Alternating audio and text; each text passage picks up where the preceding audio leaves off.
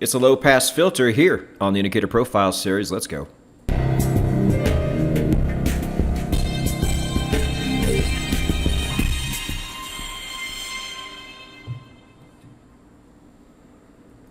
If you are an electrician or a scientist, you might already have a different idea of what low pass filter is.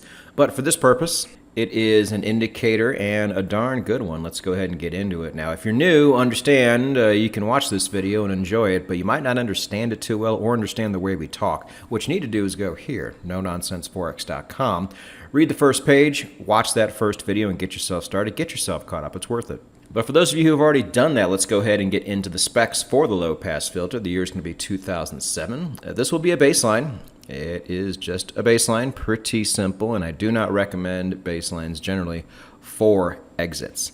It looks like a baseline. How about that?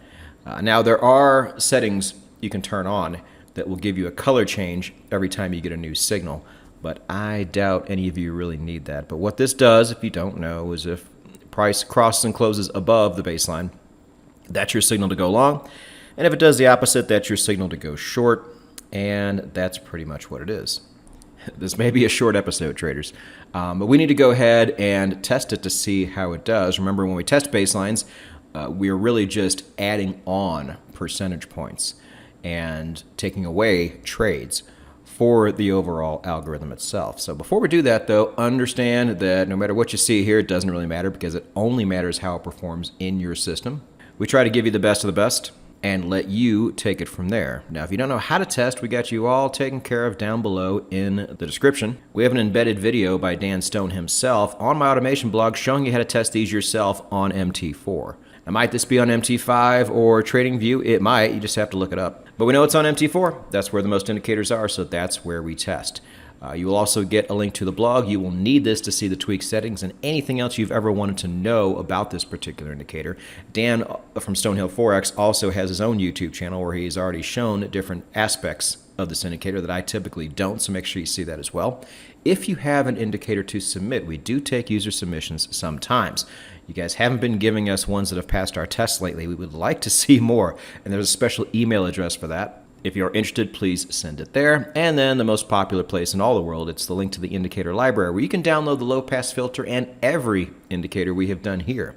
On the Indicator Profile series, let's go ahead and take a look at how this thing did on the EURUSD. Now, if this was a confirmation indicator, it would be fairly pedestrian with a 6.33% average ROI per year. Now, that being said, and with its low amount of signals per year, this thing doesn't really miss.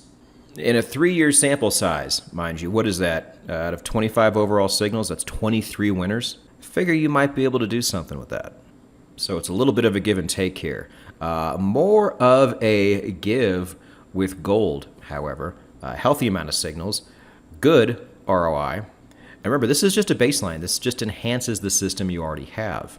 So something really nice there for all you gold traders. Moving on to the S&P, back to pedestrian low signal land.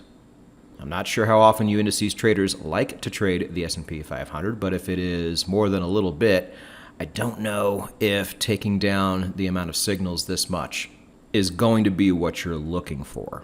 But then rounding it off with Bitcoin, again, kind of like gold, pretty nice with a higher win-loss ratio, actually, but a solid ROI with a decent amount of signals too.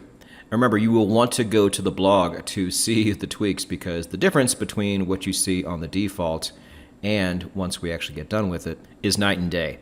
You probably noticed on that example how it was giving probably too many signals.